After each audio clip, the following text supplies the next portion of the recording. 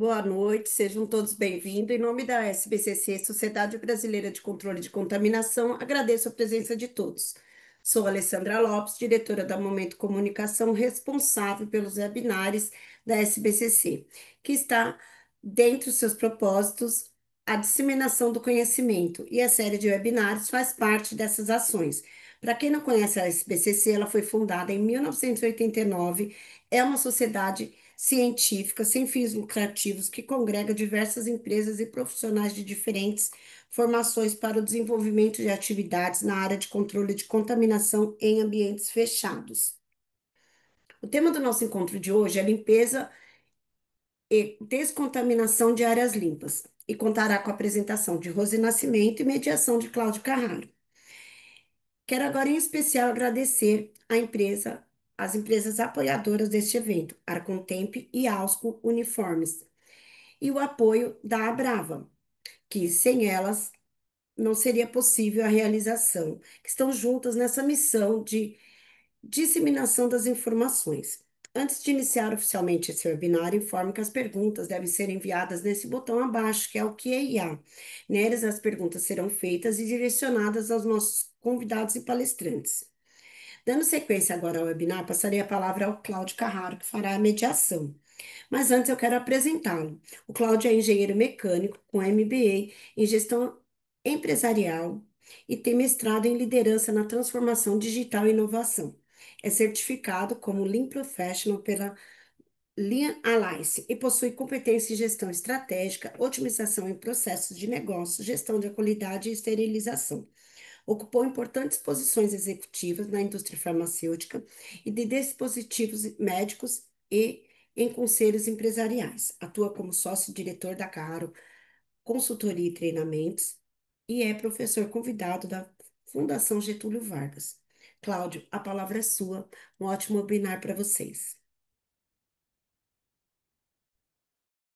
Cláudio, seu microfone está fechado. Isso, acabei de perceber. Muito obrigado pela introdução, Alessandra. Bem, vamos dar início hoje, então, ao nosso webinar. O tema, como a Alessandra mencionou, vamos tratar de limpeza e descontaminação de áreas limpas, é um tema que sempre desperta muito interesse aos profissionais da área. E hoje nós vamos contar, então, com a participação da Rose Nascimento.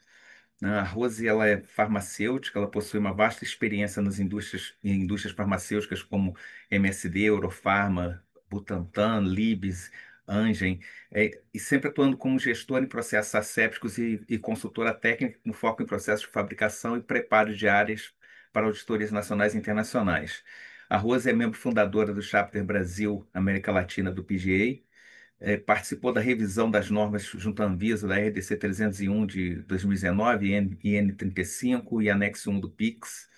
É membro voluntário da ABNT, do capítulo do processamento asséptico e INBR 16644, parte 5.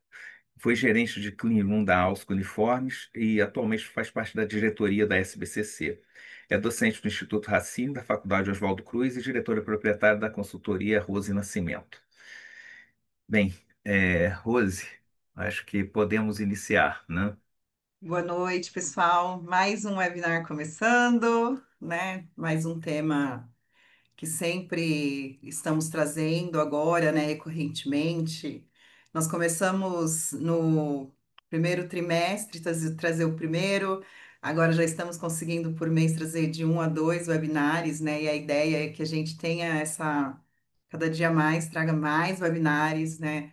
Igual que a Alessandra falou, vamos disseminar conhecimento entre os profissionais e vamos começar aí a falar, né? Interajam no chat, mandem perguntas, aproveitem.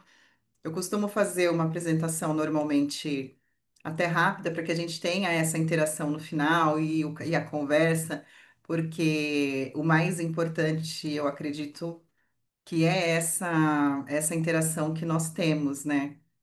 E é o mais legal, é o que eu mais gosto também, assim, eu acho bem bacana, tá bom? Vocês conseguem já ver minha tela? Sim, Rose, tranquilo. Tá? Então, ok. Então, assim, hoje nós vamos falar um pouquinho sobre limpeza e descontaminação, pensando em áreas limpas, classificadas, né? eu sempre costumo falar que isso não é algo novo, mas hoje está em evidência, né? Então, a gente já vem trazendo esses temas há bastante tempo. Na indústria é algo que a vida toda nós falamos, né? Até porque para a gente conseguir falar que é uma área classificada, que é uma área que ela está em conformidade com a limpeza, é, isso é um dos pontos principais, tá? Eu vou trazer hoje um pouquinho uma visão não somente daquela coisa, sabe, de validação, de limpeza. A ideia, esse nosso bate-papo e tirar dúvidas e conversar um pouquinho, né? Temos hoje nossos patrocinadores, inclusive a Alsco, né, que falo que é uma empresa de coração, tá aí com a gente, a Brava, a SPCC. Então vamos, né, o Cláudio já fez minha apresentação, então não preciso mais me apresentar. Muito obrigada, Cláudia. Pensando, eu comecei com o primeiro slide, apesar, nós falamos no outro webinário sobre classificação das partículas, né? Então, o primeiro ponto que eu trouxe no meu primeiro slide foi para a gente primeiro classificá-las. Por quê? Quando eu penso em uma área limpa, eu tenho que classificar qual que é o tipo de remoção que eu quero, né? Então, é microbiológica, ela é física, qual que é, né? E o que que é? Então, é um fungo, é uma bactéria, né? Agora vem o anexo 1, é muito legal isso. Eu vou trazer no decorrer, mas eu vou repetir 10 vezes as mesmas coisas, tá, gente? Então, fiquem à vontade para me parar. É, muitas vezes, o que que acontece? A gente tem essas classificações de micro-organismo, e agora com o anexo 1 traz a questão de um fungicida. Ai, porque eu tenho que ter um esporicida, né? E aí, ao mesmo tempo que parece uma coisa nova, não é. E antes a gente tinha aquela questão do, não, nós temos que ter um saneante de rodízio, assim, assim, assim. Eu fiz até uma tabelinha demonstrando uma possível, como fala, rodízios, tá? Porque isso é uma das coisas que sempre me perguntam.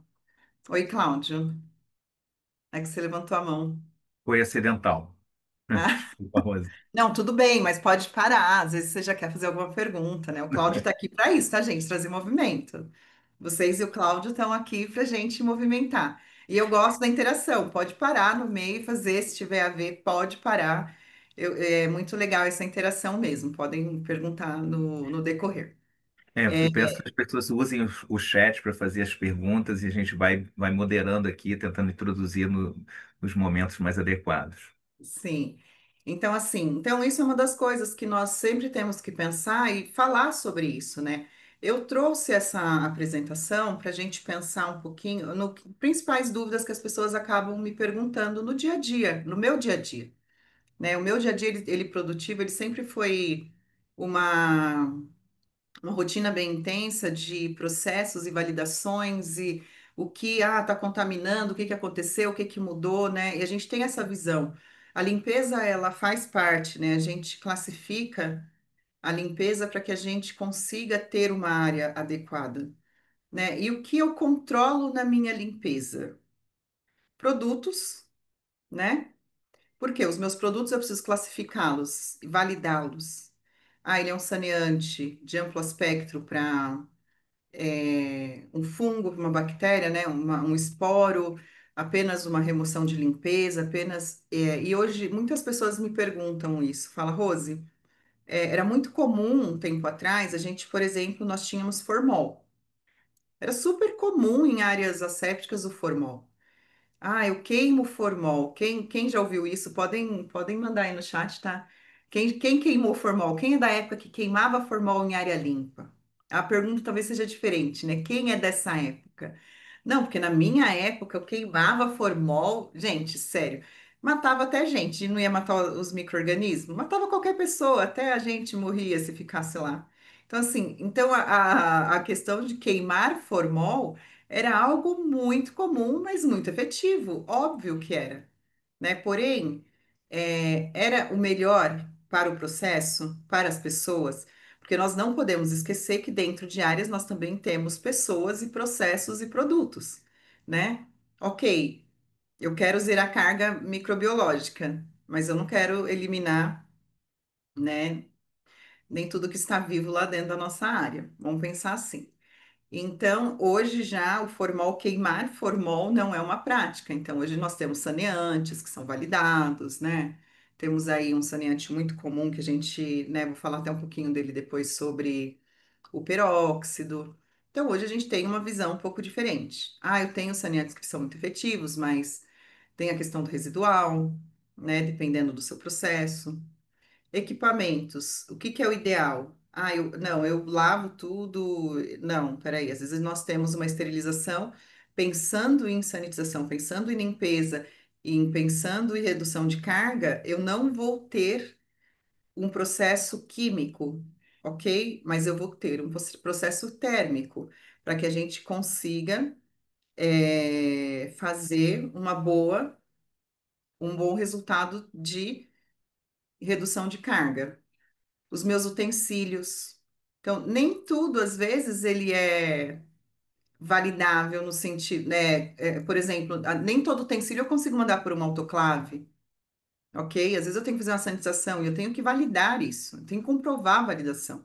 Eu não, eu tenho que deixar de um modo que eu garanta que o meu processo ele teve uma redução de carga efetiva. Eu não posso causar risco para as pessoas, né? Então, o que a gente não pode esquecer quando a gente está fazendo uma validação, e eu falo isso geral, mas eu vou pontuar na limpeza, para qual que é o fundamento dessa limpeza?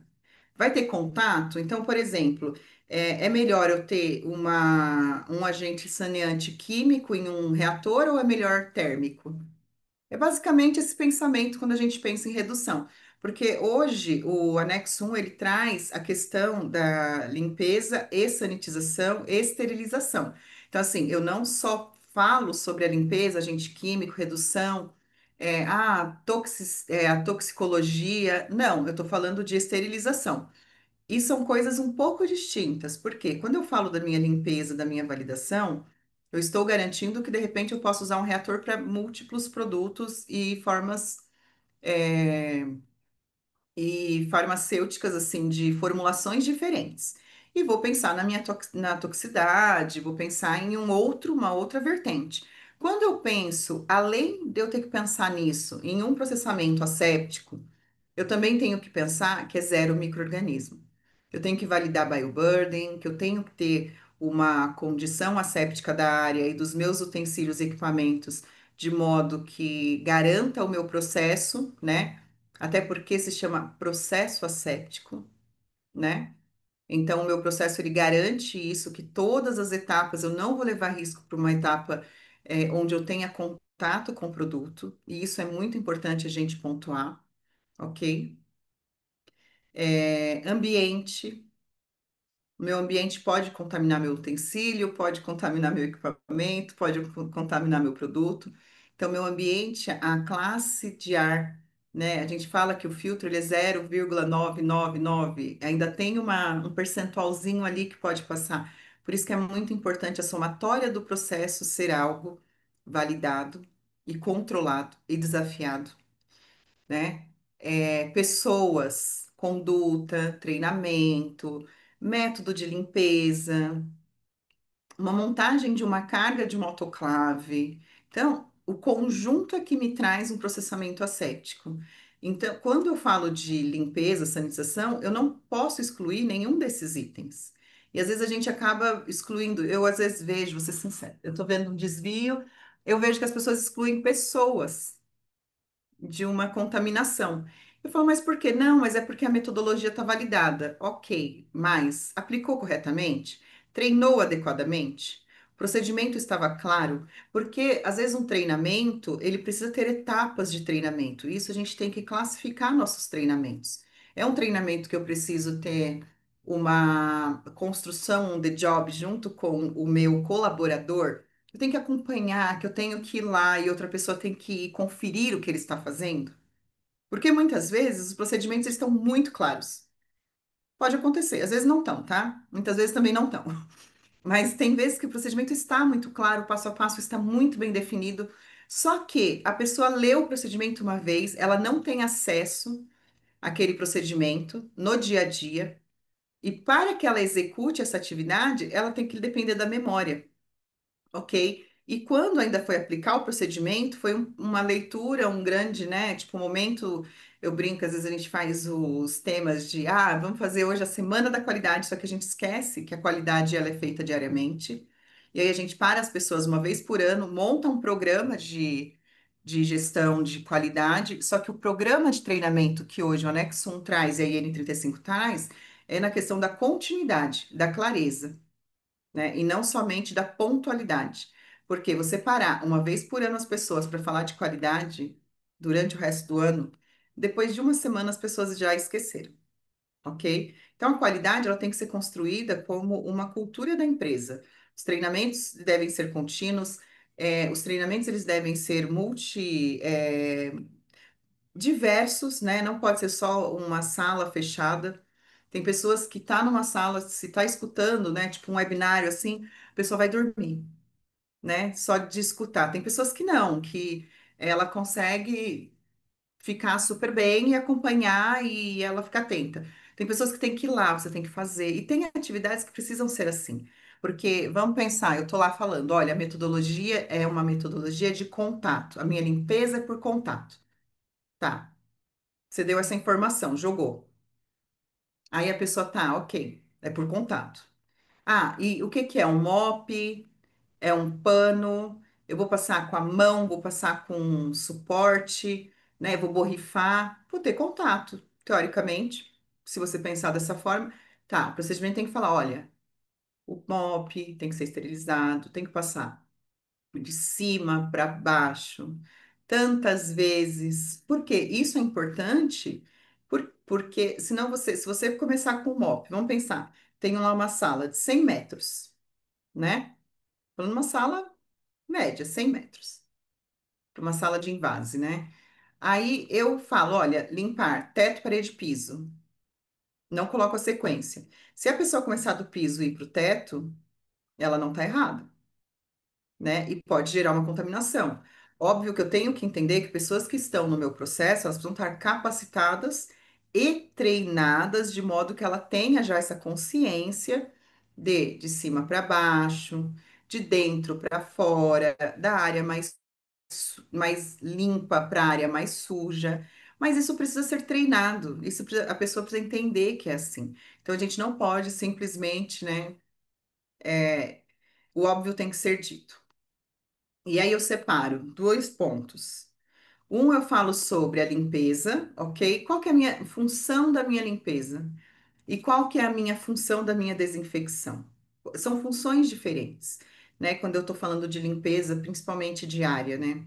A minha limpeza, eu estou tirando residual do meu processo anterior, né? Por exemplo, ampola, frasco quebrado, uma bolsa, às vezes, né, tem hoje hoje nós temos tantas formas farmacêuticas para injetável, né? Antes, quando você pensava em um injetável, você pensava naquela seringuinha, o frasquinho ampola, e era quase isso, e uma ampola no máximo. Hoje não, tem batoque, tem carpule, tem bolsa, gente, tem assim diversos tipos de embalagem para para um processo estéreo, diversos tipos de embalagem. Isso é bacana, porque a gente vê que, né, nós estamos cada dia mais um mercado muito crescente, principalmente para nós aqui no Brasil, né? Há alguns anos atrás não tínhamos essa demanda que temos hoje. E isso faz com que cada área a gente tenha uma necessidade de limpeza. Então, remoção física, limpeza, eu estou falando de físico, de visual, né? Então, eu estou tirando o residual da área, eu estou fazendo a limpeza dos resíduos que foram gerados pelo lote, né? Retirando o material de embalagem.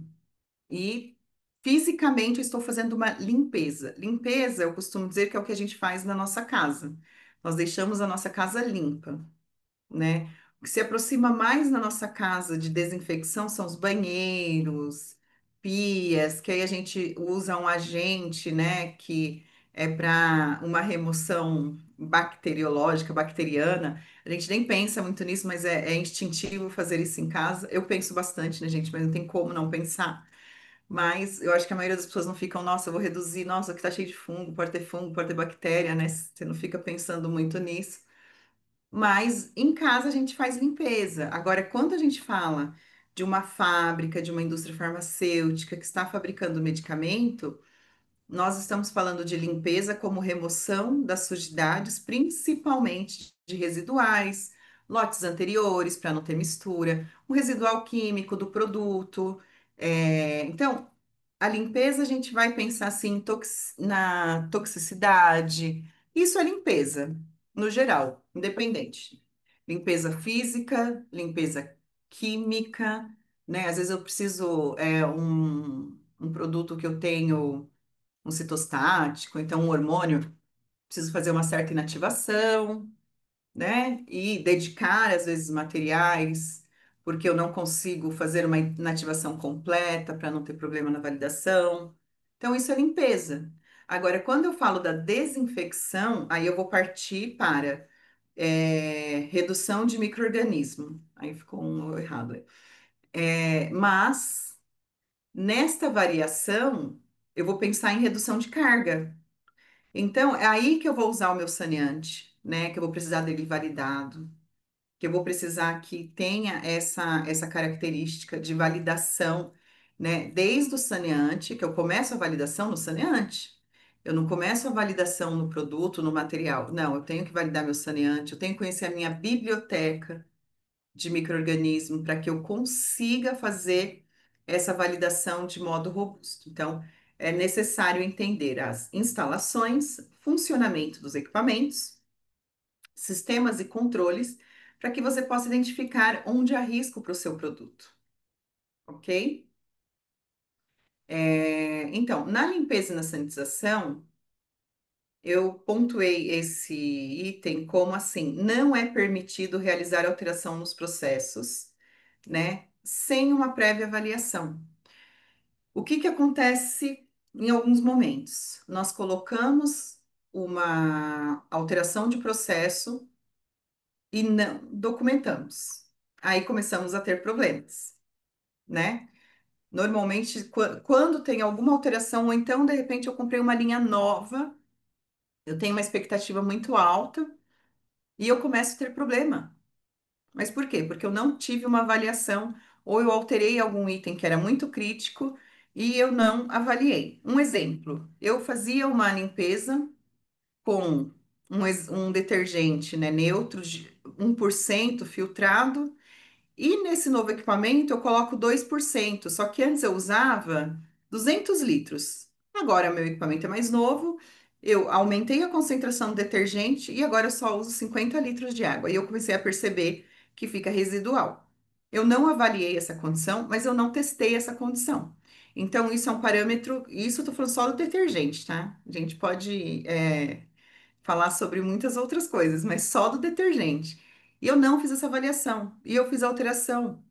E aí eu fazia antes uma agitação, ele agitava 100 RPM, ficava lá no reator por 5 minutos.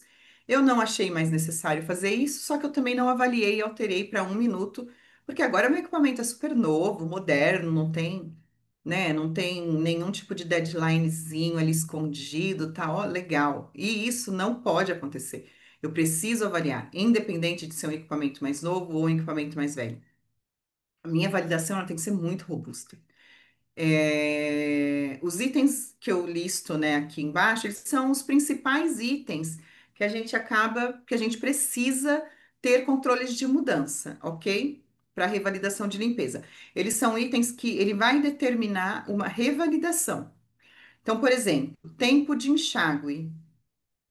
O que que eu falo? Olha, o tempo de enxágue com uma temperatura X. Então, se ele tem que ter um tempo de enxágue com uma água a 40 graus, a 50 graus, isso precisa estar estabelecido. Como você vai colocar a quantidade de água? Às vezes, a abertura da torneira, meio, 1/4 de abertura da torneira, 10 segundos com uma temperatura de água a 40 graus. Isso é muito importante quando você fala. Quer ver um ponto muito importante que a gente fala sobre isso? Hoje é muito comum muitas empresas reutilizarem mangueiras para dedicar por produto e reutilizar. É muito comum isso acontecer, né? Tanto que até é engraçado isso, né? A gente estava falando esses dias sobre estudos de lixiviáveis e os extraíveis, né? Que os extraíveis a gente faz com base no nosso produto e os lixiviáveis e tal. E eu fiz essa pergunta, falei, tá, ok, quando você faz essa limpeza das mangueiras, né? A ideia é que você tenha uma mangueira que ela, você só não está garantindo que ela não está contaminando, ela também tem a questão dos lixiviáveis, né? Ela não pode contaminar o seu processo. Tá, ai, mas eu faço sem esterilizações. O que que o fornecedor recomenda? Quantas esterilizações? Então, às vezes também a gente não sabe essa pergunta. Por quê? Até a esterilização pode fazer com que a minha mangueira perca a condição original dela. E aí eu vou ter residual dentro do meu processo por conta da falta de análise adequada neste sentido.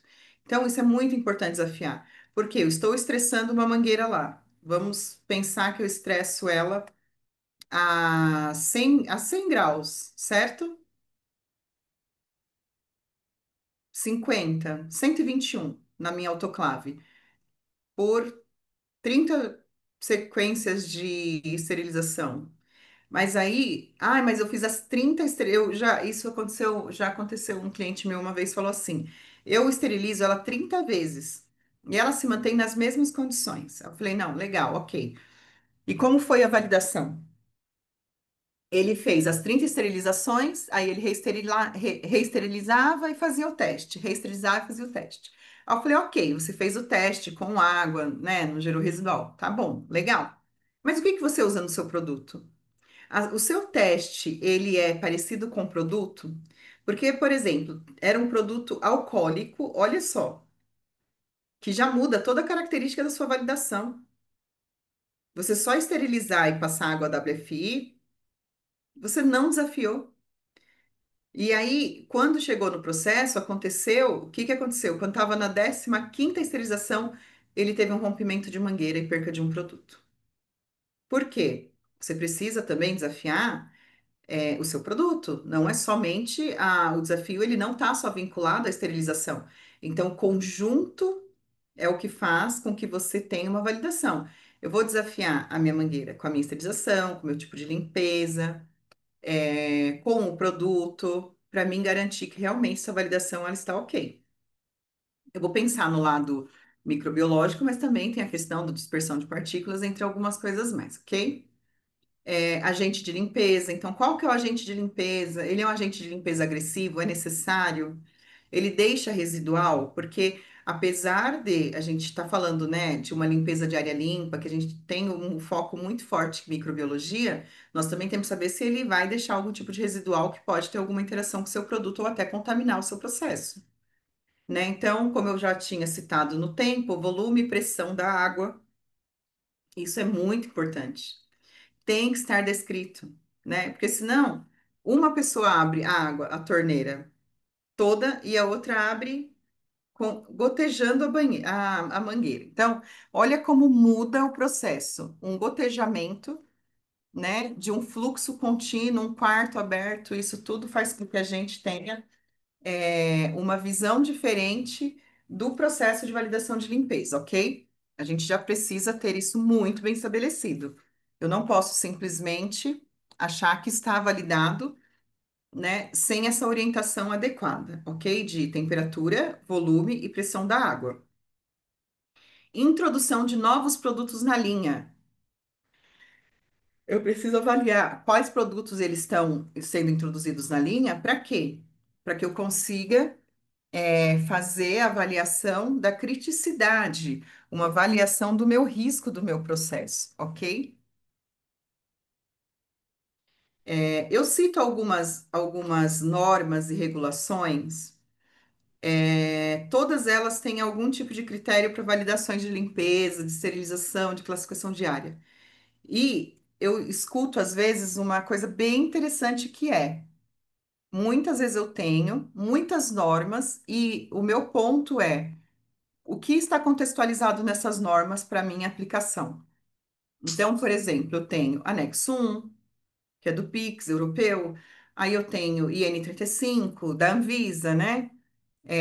Do INSP. OMS, PDA, ICH, EMA, o IPEC. Então, assim, qual que é o que que eu tenho que fazer, né? O que que eu tenho que fazer? O que eu tenho que seguir? Eu tenho várias informações, né? Esses dias eu ouvi um auditor falar assim, para mim auditar uma empresa, não era farmacêutica, era de magistral, eu preciso de 30 normas. Vocês já entenderam? Então, assim, o que a gente está trazendo hoje com o anexo 1 e N35 é essa harmonização. Então, passando, né, não vou explorar muito esse assunto. Conceito de limpeza. A limpeza é um processo sistemático, documentado, validado, que assegura a remoção efetiva de resíduos de produtos, partículas, sujeiras, contaminantes microbiológicos de áreas, equipamentos e utensílios. Então, a limpeza nada mais é algo que eu tenho que garantir, né, documentalmente validado, né? Ah, eu documento. Não, não só documentos, tem que ter testes, avaliações, né? Uma ampla eu falo, o seu FMEA de validação de limpeza para análise de risco, ele tem que ser enorme. Eu falo que o FMEA, ele não precisa ser sucinto e ele não precisa ser curto, ele precisa ter a informação adequada dentro dele. Faça a validação. Se você precisar fazer um FMEA, eu falo isso e estou falando de coração de 10 páginas, faça, mas coloque todos os pontos. Avalie a cada ponto, individualmente. Ai, mas eu já avaliei autoclave. Não, mas você esqueceu de avaliar mangueira separado de um material de inox, né? Cargas porosas de cargas não porosas. Isso eu estou falando só de limpeza, né? A gente pode estender aí para outros processos, mas eu estou falando só de limpeza hoje. Então, assim, isso também é importante você fazer lá na sua avaliação de risco. Por que que hoje está tão forte essa questão da avaliação de risco? Por quê? A visão do risco ela deve ser muito bem avaliada. Ela não precisa ser curta ou extensa. Isso não vai determinar uma boa ou uma ruim avaliação. Ela ser curta ou extensa. Ela tem que ser uma avaliação adequada de cada etapa de processo, ok? Então, precisa avaliar, né? Cada processo, microprocesso. Avaliação de risco, ela serve para você ver o microprocesso, ok? Oi, Cláudio, pode pontuar.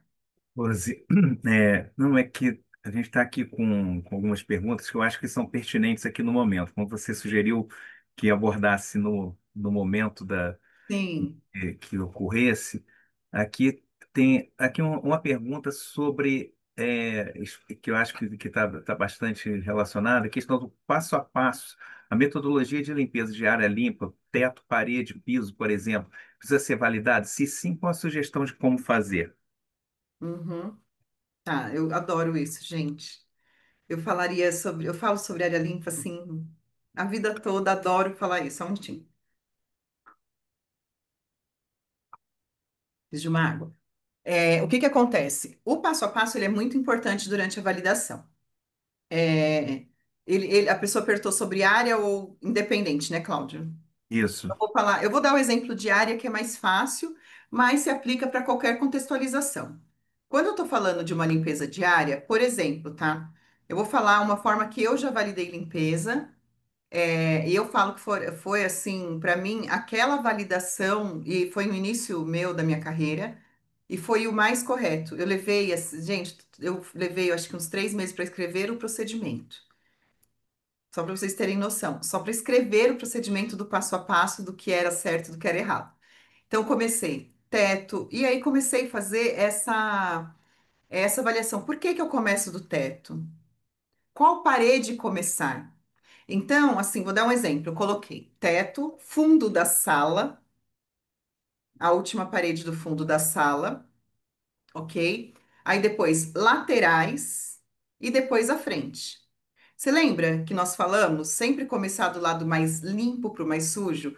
Meu fundo da sala eu quase não tenho acesso.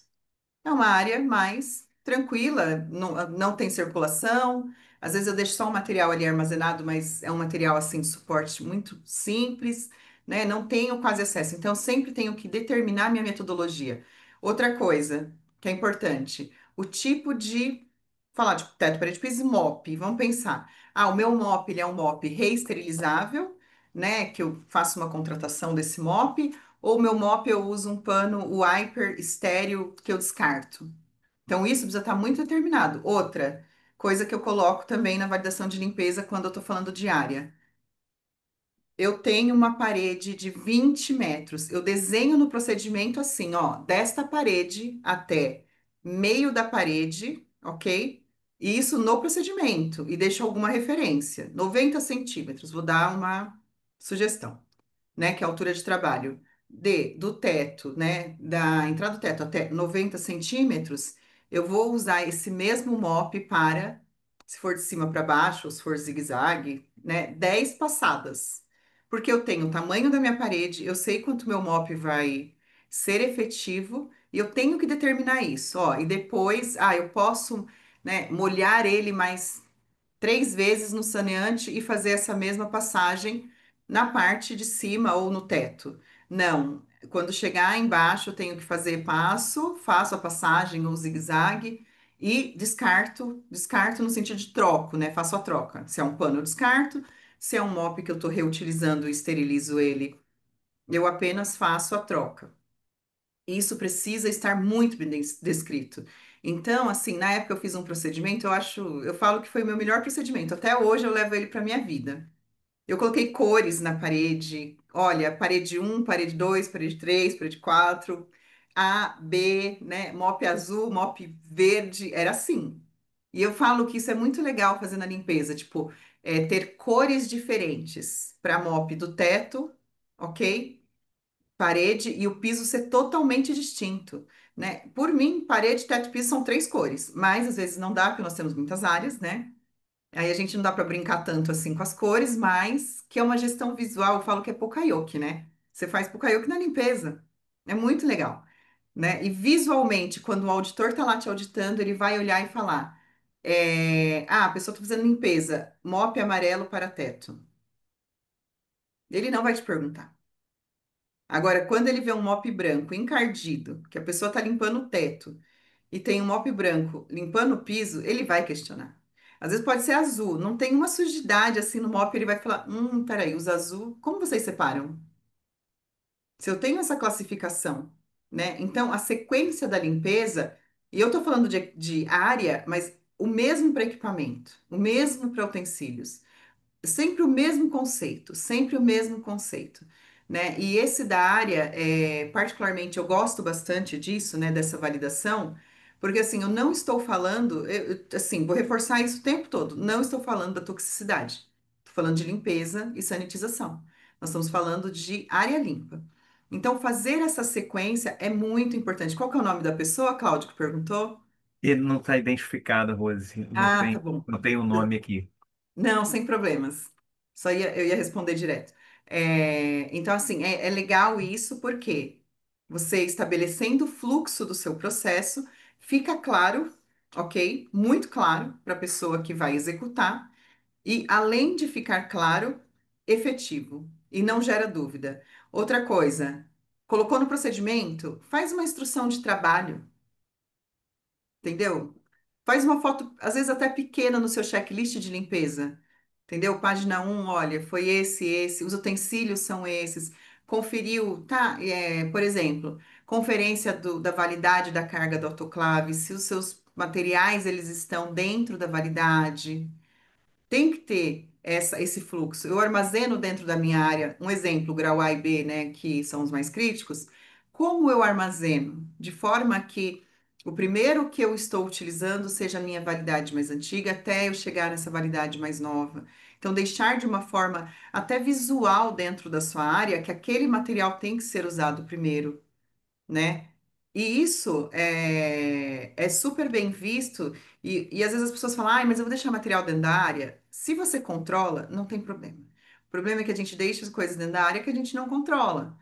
Aí você vai pegar lá um mop, o mop venceu faz 5 meses, e tem um novo que eu estou usando. E aí, quando eu olho, eu falo: nossa, esse mop daqui a 5 meses eu não usei. Então, é esse procedimento que precisa ter com esse cuidado no passo a passo. Respondido? Rose, a gente tem aqui uma série de outras perguntas, mas devido à quantidade, eu acho que é melhor a gente, se você seguir, a gente depois voltar nas perguntas, Sim. para não desviar da sua sequência. Não, tá bom, pode ficar à vontade. Prevenir contaminação cruzada e reduzir risco microbiológico. Então, isso também é um dos nossos objetivos, né? Eu não posso, então, eu tenho lá um frasco ampola, a minha limpeza ela é importante para que eu não misture tipos de embalagem, produto, entre outros itens, ok? Então, assim, eu tenho que ter um programa definido, eu tenho que validar o passo a passo. Eu vi até que tem uma pergunta sobre isso, né? Validação. Você valida o passo a passo? Sim, você valida o passo a passo. Isso é muito importante durante a validação. Está muito bem estabelecido o passo a passo, ok? Tipo de material, passo a passo, tempo de enxágue, vazão da água, temperatura da água. Isso você valida, ok? Os saneantes, você vai ter que ter validação antes ainda, então é tudo valida. Utilizar agente de limpeza já qualificados previamente monitorar para saber os resultados, até porque a gente está falando de área séptica, eu preciso, dentro da minha validação de limpeza de área limpa, eu faço monitoramentos ambientais, e periodicamente, né? E faço também isso na minha revalidação. E isso vai fazer com que, vai ser a minha base, né, de processo. Eu coloquei um exemplo aqui, eu não coloquei, nomes dos saneantes, mas eu coloquei um exemplo de rodízio por classe área. Só para a gente ter uma noção, tá? Eu brinquei um pouquinho nessa tabela. Gente, não leva isso como certo, até porque todas as validações devem ser feitas com análise de risco e um critério da sua empresa, né? Às vezes nós temos áreas que nós temos que usar, de repente, um expuricida todos os dias ou não, então não levem. Eu só coloquei algo bem geral, tá? Para a gente brincar um pouquinho no webinário, né? Eu gosto bastante dessa visão e eu faço isso muito em procedimento. Por quê? Fica fácil da pessoa entender. Eu gosto de trabalhar com tabelas, principalmente procedimentos de operação. Então, eu tenho lá grau A e B. Aí eu listo lá, grau A, B, né? Tipo áreas críticas assépticas. Ah, grau A, B, manipulação asséptica, invase, meu fluxo laminar, pesagem, né? Ok. E vou separar críticas, ok? E de não críticas e coloco qual limpeza que eu tenho que fazer. Ah, a minha limpeza diária, igual eu coloquei aqui o exemplo, tá? Eu vou usar um bactericida, ok? Que é um desinfetante de amplo espectro. Ponto. Tô usando, vou falar nomes aqui, podem falar comigo também, tá? Tô usando lá um Divosan, um G5, alguma coisa assim, né? Eu tenho o objetivo de reduzir carga, ok? E qual observação? Eu aplico após limpeza com detergente estéreo, com água. Essa é a minha limpeza. Rose, eu preciso usar todos os dias detergente e água? Não. Por isso que eu falei, não peguem essa tabela e coloquem no procedimento de vocês, né? Olha, a Rose falou no treinamento dela. Não, não. Por quê? Mais espaçado o tempo que a gente use saneantes de agente de limpeza como detergente e água, é bem melhor para nossa área, ok? Então, detergente e água quando necessário, porque às vezes eu tenho um produto oleoso, eu tenho uma característica de produto diferente, né? Por exemplo, vacina usa às vezes ovos e aquele cheiro, então você vai precisar usar um agente para retirada, então às vezes uma água morna, um detergente normal, mas assim, vai depender da característica do seu processo, do seu produto. Aí eu tenho lá grau A e B, áreas críticas também assépticas, só que eu tenho uma limpeza semanal, ok? E aí, nessa limpeza semanal, aí sim eu uso um esporicida. Na minha limpeza diária, eu vou limpar parede e piso. Na minha limpeza semanal, eu vou limpar teto, parede e piso. Até porque muitas áreas hoje são fan filter, nem se limpa mais teto, né, gente? Muitas áreas hoje, super comum. E aí eu vou usar esse agente esporicida, ok? Meu objetivo, eliminar micro-organismos e esporos. Eu tenho que ter um rodízio com um esporicida de modo que eu garanta isso, ok?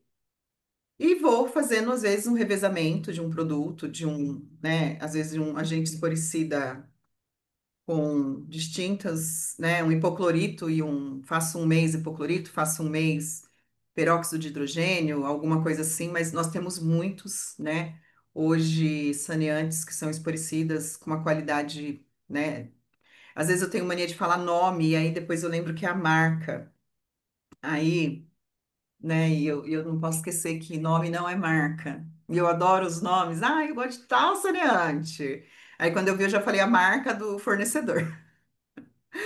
E é muito legal isso. Mas faz parte. Então, e a gente faz isso na nossa rotina na fábrica, né? Então, olha, esse aqui é X. Eu não vou falar que senão um pouco eu solto um 5 aqui. Então, basicamente isso. É grau C e D. Então, eu tenho uma limpeza diária, bactericida. Na minha quinzenal e mensal, eu tenho um esporicida, ok? Por quê? Porque o meu limite ele é diferente, mas o meu risco é diferente, né? Então, eu não preciso atacar com tanta força essas áreas, né? Fora que a gente gera custo, fora que a gente gera várias outras condições, eu exponho muito minha área, né? Eu não quero criar uma área que eu tenha que ficar toda hora, né, limpando. Eu limpo o teto, parede, piso dela, eu não tenho contato. E áreas que elas são, por exemplo, C e D, eu falo que elas são até mais delicadas de limpar, porque normalmente é onde eu estou com exposição de uma matéria-prima, e aí eu tenho que, às vezes, fazer na limpeza diária, todos os dias, uma limpeza de teto, parede e piso, né? Dependendo da minha condição. Aí eu tenho uma pesagem que eu não tenho um isolador, eu tenho lá um. Deixa eu pensar em alguma coisa assim, gente. É, algum produto assim chato de limpar. Cianocobalamina. Eu tenho uma cianocobalamina, gente. Eu manipulo isso. E o meu reator, na hora que eu vou fazer as adições, ele é aberto. Eu vou ter que fazer limpeza de teto, parede, e piso. Porque senão, e diariamente ou a cada campanha, né? Quando a gente valida as campanhas, faço 5 ciano logo, porque já deixo tudo laranja, e depois você vai lavar, você olha, a área tá limpinha, branquinha. Na hora que você começa a limpar, Senhor, a área começa a descer aquele caldo laranja, né? E é muito legal isso. Eu adorava ver. As pessoas não gostavam, mas eu gostava. E é legal porque você não consegue ver, mas quando você efetivamente limpa, passa um mop ou passa um pano, você fala, gente, estava muito suja essa área. E a gente não consegue ver, porque as partículas elas são tão finas e dispersas, por isso que é importante eu ter limpezas distintas para os processos. Isso faz com que a gente consiga otimizar e ter efetividade nas limpezas. Corredores, área de apoio, aí eu coloquei também alguma frequência, né? Olha, eu uso um saneante, um esporicida, eu faço uma condição, porque normalmente corredores de apoio e áreas, né, com menor criticidade, que elas são anexas à nossa área classificada, elas são áreas mais sujas, né, onde eu ainda às vezes tenho o recebimento de um papelão, lá na minha área classificada eu já não tenho. A condição dela é diferente, eu tenho muita passagem de pessoas, eu tenho muito transporte de material. Então, ela é uma área que eu tenho que cuidar, principalmente com foco muito forte na limpeza e a questão da sanitização. Eu trabalho com um espaço aí, às vezes até mensal de esporicida. Ai, Rose, mas precisa passar? Eu acredito que se você começa a redução de carga no seu vestiário, quando você chega. A gente chega assim, né? Aí você vai lá e começa. Aí tira, mulher ainda, né? Brinco, colar, aí começa assim já, né? Começa com isso. Aí prende cabelo, coloca a primeira roupa. Essa parte já, ela já é importante para sua área ter um controle melhor, ok? Eu trouxe o limite só como para a gente pensar um pouco, porque assim. Quando eu falo de uma Arezo 5, né, em grau A, sem crescimento, uma grau B, amostragem de ar 10, né? E ali, quando eu não tenho uma impressão de luva para a área C e D, mas eu monitoro todo o restante, por isso que é importante eu já começar a controlar as limpezas de cima, para mim não correr o risco de levar uma contaminação para dentro dessas áreas mais críticas. Até porque os nossos limites são muito baixos, sem crescimento, né? É, e aqui, né? Aqui são partículas viáveis, no caso, né? Eu tenho partículas com presença de micro-organismo. Então, os meus limites são pequenos, porque no ar eu não posso ter micro-organismo lá presente nas minhas amostragens, ok? Lembrando que é amostra. Se eu estou falando de amostra, ele nunca é totalidade, por isso que eu garanto o processo, eu valido esses processos, eu tenho toda a condição adequada para que eu garanta que a amostra seja tenha uma boa representatividade do lote, ok? Pensando no produto. Aí, outro ponto. Tenho que fazer essa avaliação e pensar em todo o processo de limpeza, sanitização e conduta das pessoas. Quando eu venho para partículas não viáveis, né, que a gente não contabiliza micro-organismo, eu costumo dizer que não é que nós não é que ele não tenha captura de micro-organismo, é porque eu não classifico. Eu só vou quantificar, né? Lá no outro, quando eu falo de viáveis, eu quantifico e qualifico elas. Vou classificar que ela é um micro-organismo, porque é uma bactéria, é um fungo, enfim. Quando eu falo de partículas não viáveis, eu estou falando de quantidade de partícula na área, ok? Então, olha a quantidade. Eu costumo mostrar, e um dia eu escutei uma coisa assim, achei bem interessante. Nossa, mas 3.520 partículas é muita partícula. Oi? Vocês não têm noção. Eu falei, coloca um contador em uma sala, sem classificação e com todas as pessoas paramentadas. Ele sobe assim, ó, rapidamente, né? Porque ele não vai dar uma condição adequada para essa questão, porque essas partículas não viáveis dispersas no ar, gente, é muito, muito, muito, muito grande. Muito. É surreal, entendeu? Então, não é muito. Mesmo que a gente olhe 3.520.000 partículas num grau D, num grau C, por que que o grau D não define?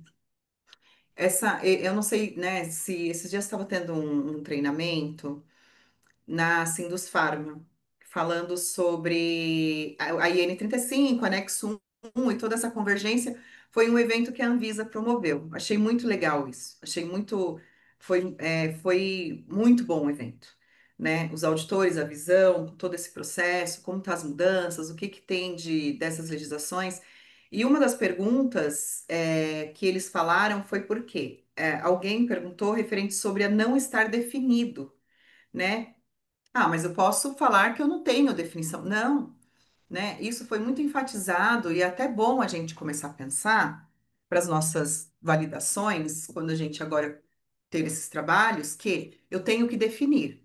Ele traz isso muito claro, anexo 1, que eu preciso, quem define é uma análise de risco baseada no seu processo para que não causa risco para os demais, mas eu preciso definir. Então, quando nós tivermos, tá bom, gente, ó, criando isso, eu falo que isso são dicas de ouro, né? Isso eu ouvi assim na palestra com todas as letras de a definição do grau D, ele é obrigatório. Não está definido na norma, porém eu, como conhecedor do meu processo, com as pessoas adequadas, fazendo uma boa avaliação de risco, eu tenho que definir qual que é o parâmetro para grau D. Eu não posso não deixar sem definição, tá bom? E isso está muito linkado à limpeza, porque se eu não cuido da minha limpeza adequadamente, eu vou ter problemas lá no meu grau D, né? E aí eu vou começar a ter no grau C, e no grau C eu vou começar a ter no grau B e no grau A. Pode ter certeza, se eu tiver problema muito sério no grau D, eles vão passando porque não tem como. Eu tenho que passar por todos os graus, toda a paramentação, toda a adequação, toda a limpeza e toda a redução. Então eu vou protegendo, né? Eu vou lá no meu grau A, ele tá totalmente ali dentro do meu, como eu digo, dentro de uma proteção muito forte, né? E aí eu venho com essas proteções adicionais até chegar no grau D não classificado, para que lá no meu invase, né, eu não tenha é, o risco de contaminação. É zero. É 3.520 partículas de 0,5 micras. é 29 partículas de 5 micras. É pouco, entendeu? Então vamos lá. Aqui eu deixo um referencial só do diferencial de pressão, mas esse não é um referencial de normatização. Ele é um referencial somente para a gente ter uma noção, tá bom? Então, assim, é só para a gente pensar que ar positivo, diferencial de pressão, isso, a umidade relativa, até porque a umidade vai determinar muito pelo conceito da especificação do seu produto. Tem produto que eu tenho que trabalhar numa área com uma umidade muito baixa, né? As minhas áreas têm que ser controladas, então eu não posso, é só para a gente colocar como uma amostra, né? Esse material fica disponível depois para vocês, para a gente lembrar que o meu diferencial de pressão ele precisa ser avaliado com muito cuidado durante a validação de limpeza, ok? Aqui eu mostro uma área, eu não vou nem ler para vocês, que eu acredito depois vão ter perguntas sobre, então deixei assim para vocês ficarem livres, tá? Depois vocês leem os slides, aí fica à vontade. Eu tenho uma área suja e eu tenho uma área visualmente limpa. Eu tenho uma área visualmente suja e eu tenho uma área visualmente limpa. Isso não quer dizer que aquela área que está visualmente suja, ela está contaminada porque ela pode ser material estéreo, todo material dentro estéreo. E aquela que está visualmente limpa, ela não significa que não tem contaminação, né? Às vezes, isso é para pensar mesmo. O visual, ele é importante, é óbvio que ele é importante, mas uma área limpa, classificada, com toda a qualidade garantida, por mais que ela suje durante o processo, muitas vezes ela não traz risco de contaminação. E uma área limpa, ela pode, às vezes, trazer essa questão da contaminação. Eu trouxe um pouquinho de ciclo de vida do produto só para pensar na validação, ok? Mas assim, eu trouxe muito sucinto para vocês depois explorarem um pouquinho das fases de validação. Eu não vou ficar explorando esse item, até porque é uma sequência de normas, né? E você vai encontrar isso em todos. Então, tem a fase um, né? As minhas fases de protocolo, a minha fase 2, né? Que eu estou ali avaliando minha produção, meus lotes e tudo mais, como eu faço uma validação inicial os mesmos processos que eu penso na minha validação de fases, eu vou pensar sempre da mesma forma. Uma validação de limpeza para um média fio, para uma qualificação de carga, ela tem que ser em triplicata e segue-se a mesma conduta para uma validação. Então, a gente, né, é conceitual a questão de validação, qualificação, né, nos nossos guias. E só para a gente ter isso sempre pensando igual. Eu falo que assim, quando você está em processamento asséptico, você começa a pensar igual. E aí você consegue separar o que é uma validação, do que é uma qualificação, do que é uma certificação. E às vezes eu tenho essa pergunta, as pessoas falam, Rose, por que é diferente, né? Porque validação não é validação? Falo, validação, qualificação e certificação são coisas distintas. A gente tem que separar, né? Validação de limpeza, né? Qualificação de uma carga, certificação diária.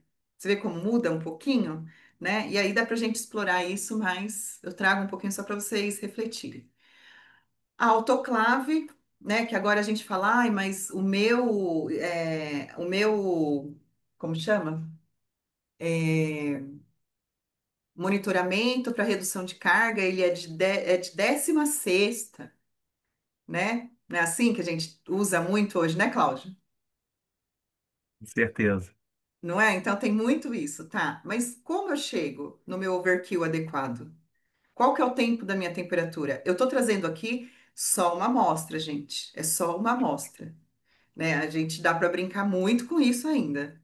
O Cláudio é especialista nisso. Eu nem posso explorar muito porque ele é a pessoa mais especialista nisso. Pode Não, falar. eu ia comentar com você, porque é interessante que você está explorando bastante aqui toda a questão de limpeza, e a gente está falando, na verdade, da garantia da condição de como o produto se apresenta para a esterilização. Claro, quando a gente está falando aqui de produto estéreo, né? Então, como é a garantia da condição que ele se apresenta para a esterilização. A gente ainda nem está falando da esterilização propriamente dita, né? Mas é uma premissa para você dimensionar um processo de esterilização, você conhecer a condição que o produto se apresenta para a esterilização, Então, é um aspecto, assim, da mais absoluta, o tema da mais absoluta importância, né? E são Precede a visões, né? esterilização, mas é fundamental para É, o desenvolvimento de processo. exatamente. E eu já tive antes, assim, antes, né? Às vezes as pessoas falam assim, Rosa, mas o que que tem a ver? Porque é autoclave. Eu falo, gente, tudo. Né? Eu garanto a minha condição asséptica da minha área, do meu produto final, a partir de todas as qualificações que eu tenho que fazer. A autoclave, ela que esteriliza material de limpeza, o meu mop, o meu pano, o meu agente de limpeza, por exemplo, filtração. Eu filtro a minha água, eu filtro o meu saneante. Olha como tudo está ligado. Na área séptica, a gente não só avalia produto, né, residual. E isso é uma das coisas que eu amo na área séptica, porque você não é tão simples a sua condição de avaliação. Você tem que abrir um leque enorme, gente, para conseguir fazer uma avaliação, uma validação de limpeza, igual eu falei para vocês. O procedimento eu escrevi em 3 meses. A limpeza eu acho que eu validei em um ano. Vou ser sincera, tá? Então, assim, para mim entender o que que era realmente uma validação de limpeza, eu demorei. E até hoje, assim, às vezes alguém pergunta, Rose, qual que é o saneamento ideal? Eu não falo. Falo, não existe o saneamento ideal. Não existe. Né? O que a norma traz é um esporicida o esporicida e o bactericida. Agora, qual que vai ser o ideal para sua área? Nós temos que entender a sua área. Porque, igual eu comentei, né? Hipoclorito ele é muito esporicida. Porém, qual que é o maior problema de hipoclorito? Quem quer falar, Cláudio, sobre qual que é o maior? Um principal. Sódio. Residual. É. Altíssimo. Então, quando a gente, né? Eu pedi para ele falar, eu mesmo falo, né, gente? Olha, desculpa, Cláudio. Não, Então, não, assim, mas é tá em porque boas assim. mãos. E o que que acontece? Às vezes eu estou falando de uma limpeza e quando você coloca um saneante que ele, nossa, ele é muito efetivo, mas ele acaba com o inox. Eu tenho uma área toda de inox, uma área linda, maravilhosa de inox. E ele consegue, com o tempo, né? Não, Rose, mas eu não coloco hipoclorito na minha área limpa? Não, você pode colocar. Voltei de um shutdown. A área estava aberta. Vou lá, coloco um hipoclorito, dou uma bela redução de uma carga, tiro o residual após o tempo de exposição desse meu saneante, até porque eu validei o tempo que ele deve ter, né? Que normalmente o hipoclorito ele é um saneante de contato. Eu faço essa redução, né? E garanto isso. Aí eu trago também um pouquinho, né, da desnaturação por estufa, por pirogênio, né? Essa validação, a validação ela é importante você avaliar pirogênio, né, de endotoxina. Então você tem que ter essa validação, na sua validação tem que ter o teste de pirogênio, né, da endotoxina da redução. E vaporização de peróxido de hidrogênio, que hoje eu sinto ainda que as pessoas elas estão, elas não veem tanta clareza ainda na vaporização. Por quê? Quando eu falo um conceitual de vaporização de peróxido de hidrogênio, é por quê? Porque as minhas partículas elas são por atomização. Então, a gente precisa separar isso, porque eu vejo, às vezes, uma validação que foi por vaporização, porque a pessoa entendeu que se eu colocar um vapor já é suficiente para ele considerar um VHP, e não é. As partículas, elas têm que estar em tamanho, né, de átomos. É uma atomização, e nessa atomização você tem todo contato com as superfícies, até as mais difíceis, porque ele é um vapor muito fino, ok? E o peróxido, ele também é um agente de contato. Com o vapor, você consegue fazer essa nebulização, onde o vapor ele vai entrar em locais difíceis de acesso. Por isso que isoladores usam VHP, né? Porque você não conseguiria ter uma esterilização tão efetiva da câmera, porque teria que ter uma pressão muito alta, uma condição muito estressante para aquele equipamento, né? E a gente está falando de um equipamento que tem condições de cabeamento, outras coisas que não são tão resistentes a uma temperatura alta, e o VHP ele é efetivo porque você consegue uma condição numa temperatura mais baixa, igual, né, o Cláudio ele é especialista, eu falo que agora eu entendo 1 grama sobre ETO, né? Porque o Cláudio ele me ensina sobre TO. Mas esse também ele está bem vinculado, né, Cláudio? É muito parecido pensando com esse conceito de vaporização com ETO, que é algo que dá para explorar muito. e são processos bem efetivos, né? Mas pode comentar sobre TO, porque eu sei só um graminha, gente, sobre TO. Eu acho que só uma abordagem rápida que eu acho que a gente nunca pode esquecer que todo agente esterilizante, para que ele tenha uma ação esterilizante, ele oferece um risco, né? Então, se a gente estiver falando de vapor, né, de esterilização com vapor d'água, a gente tem o risco da temperatura, ele tem uma questão de segurança envolvida. Se a gente fala em esterilização química, seja com vapor ou plasma de peróxido de hidrogênio, seja com óxido de etileno, seja radiação ionizante ou radiação feixe de elétrons, não importa, todos esses elementos eles têm um aspecto de segurança extremamente importante. E é fundamental que, na validação de um processo como esse, não quero me estender aqui para não fugir ao tema, mas que na validação de processo como esse, você restringe a ação esterilizante àquilo que você efetivamente quer eliminar, né? Mas com todo o cuidado necessário para proteger as pessoas, meio ambiente, os trabalhadores, os usuários do produto e tudo mais. Então, é um tema muito vasto, né? É um tema muito amplo quando a gente entrar nesses elementos. Aí vai esperar aí webinars específicos para tratar desses temas. Exato, vai ter webinar sobre isso, gente. Aguardem, Cláudio. Eu estou ansiosa para ver o webinar do Cláudio. Então, eu estou trazendo sucintamente. Então, os nossos agentes saneantes, quando eu estou falando de gram positivo, gram negativo, né, as características que tem cada condição dos nossos micro-organismos, né, como eles se apresentam, tudo mais. Então, isso é muito importante, né? Olha a diferença, né, por exemplo, de um gram positivo de um gram negativo. Então, é bem diferente. E isso é importante quando eu estou fazendo a validação, para que eu tenha a condição adequada, né, de ter uma boa validação. Eu vou abrir agora para perguntas e respostas. Vamos lá, podem ficar à Se vontade. prepara que tem bastante Tem um pergunta pouquinho? aqui Ai, para que legal, você. adoro. Vamos. Vamos lá, então. Aqui tem uma. Vou seguir a sequência das perguntas, fica mais fácil aqui para a gente poder gerir. Mas a Sim. pergunta é se deve existir um estudo de holding time de sujo para as salas limpas? E se sim, como conduzir esse estudo? Sim, isso é muito importante, porque uma das premissas da validação é tempo de sujo, tempo de limpo e tempo de espera. A condução do seu estudo de tempo de limpo, sujo e espera, eu costumo dizer que é características do seu produto, do seu processo e a sua necessidade, ok?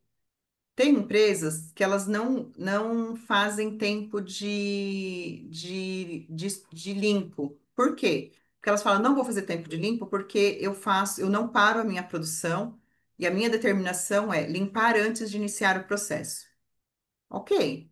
Só que não esqueça que a norma, ela fala, se você não tem tempo de limpo, é imediatamente. É, não tem tempo mesmo, acabou. Você tem que limpar antes de iniciar o processo.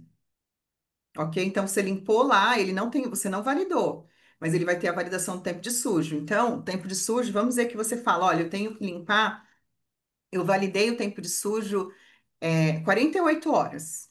Estou dando um exemplo, tá? Eu tenho até 48 horas para limpar. Aí eu valido o tempo da limpeza do tempo de sujo. Espero 48 horas, faço em triplicata, né? Faço os meus monitoramentos adequados, pensando, né, nos dois pontos, que é o lado químico, fisicoquímico do meu produto, mais a minha questão dos meus monitoramentos ambientais, né? Ai, Rose, eu posso fazer só com plaqueamento, só com sedimentação? Não. Você vai ter que fazer um baseline, você vai fazer um baseline pensando no monitoramento ambiental completo e no seu maior risco, e após 48 horas. Nossa, mas eu fiz, não passou. Então você vai ter que diminuir esse tempo, né? Por isso que é importante, às vezes, quando você está fazendo uma validação nesse nível de, eu quero um tempo de sujo de 48 horas, você monitorar a limpeza em tempos, Porque às vezes você descobre que 48 horas você não consegue, mas consegue 36. E aí depois você muda o seu método, mas você consegue validar as 36 horas após as suas 48 horas de tempo de sujo. Você garantiu que até 36 a área fica super numa condição muito bacana e você não precisa fazer um novo estudo. Então faça já o estudo numa estrutura onde você monitore a cada 12 horas, 12, 24, 36, 48, 96, né? Mas a cada 12 horas, para que você tenha bastante dado, um dado robusto desse processo, para conseguir defender, uma validação, e já deixa isso claro no seu protocolo, que o tempo que será validado será o maior tempo com todos os resultados conformes, ok? Esse é um ponto. Isso pensando em holding time de tempo sujo. Holding time de tempo limpo, que ele está linkado. Fiz essa validação, tempo limpo, monitoro e limpo e tá limpo, ok? E aí é o tempo que eu vou poder usar. Tempo que a gente fala, né? É engraçado isso, porque, Rose, eu tenho um tempo de espera do meu tempo limpo de 48 horas, eu posso usar a minha área, né? Mas não pode esquecer que eu posso usar minha área 48 horas para quantos lotes? Ok? Então, se eu tenho uma campanha de 3 lotes, eu posso usar minha área até 48 horas ou dentro de 5 dias com lote. Então, vai chegar um momento que tem lote, eu vou ter que parar e eu vou perder. Se eu usar ela com 48 horas, eu não vou mais poder fazer 3 lotes, vou fazer um, fazer dois. Então, isso também é uma determinação que precisa ser avaliada quando eu estou determinando o holding time de tempo de limpo, de sujo, de espera, ok? Só um comentário adicional é que quanto maior o tempo de holding time sujo, você tem um maior risco de proliferação, de formação de biofilmes e de proliferação microbiana, né? Então, quer dizer, é algo para ser Correto. realmente é um tema de requer É. bastante atenção. O que eu Bem, diria, assim, uma recomendação, né, Cláudio? E isso é bem legal, que você falou. Eu tenho um tempo de sujo, porém, quando eu termino o meu processo, até 2 horas, eu já faço algumas reduções de carga dentro da área, né? Não vou deixar um produto lá armazenado, já descarto, já tiro da área, deixo a máquina toda desmontada. Isso tem que estar no procedimento e na validação. Olha, imediatamente ao fim do processo, eu desmonto a máquina, tiro todas as conexões, né? E deixo ela suja e estabelecer o que que ela suja, né, na condição dela suja, quanto tempo, e isso precisa estar muito bem detalhado, num fluxo muito bem detalhado. Desconecto, tiro os tanques, tiro as mangueiras, tiro, né, todas as minhas conexões, já mando para limpeza para deixar lá. E isso também faz parte até da validação, no sentido, tá, os meus, vamos pensar em máquina que tem bicos de invase, aqueles de inox. Tá, esses bicos de inox eu já tiro da minha área e eu deixo ele dentro de uma solução, né, um álcool, um peróxido, alguma coisa já, X%, pode ficar até 5 horas antes de eu limpar, né, de molho ali esperando para limpeza. Então, assim, todo esse passo a passo é igual eu falei, você vai fazer a sua análise de risco linha a linha, pensando na sua agulha de invase, na sua mangueira, né, no seu manifold, na desconexão do tanque. Ele tem que ser uma análise de risco, quando a gente fala de limpeza e sanitização, esterilização desses itens, muito micro, porque eu estou falando de área, estou falando de equipamento. Estou falando do processo em si. Eu estou falando da totalidade, porque eu não só estou falando da limpeza da área. Então, eu tenho que olhar cada peça que tem contato com o produto. Ok? Rose, vamos lá, temos uma lista aqui ainda grande de perguntas. O Alexandre Salles, ele está perguntando aqui se essa avaliação de risco está associada à análise de perigos e pontos críticos de controle. Olha, o Cláudio ele é especialista nesse assunto sobre avaliação de risco, tá, gente? Até melhor do que eu. Eu sei fazer a avaliação de risco de processo. Agora, ensinar a ferramenta, eu não sou tão boa assim. Então, o que que acontece? A avaliação de risco, ela vai avaliar todos os pontos, foi o que eu falei. Só que você também tem que avaliar os pontos de controle, porque faz parte da avaliação do risco. Se você não tem controle no seu processo, você não tem como determinar os riscos, até porque você não tem como mensurar. E para você mensurar, você tem que ter os controles que mensurem os riscos daquele processo. É a mesma coisa eu falar, olha, esse produto é estéril, mas eu não faço esterilidade dele, né? Eu não monitoro, eu não faço filtração.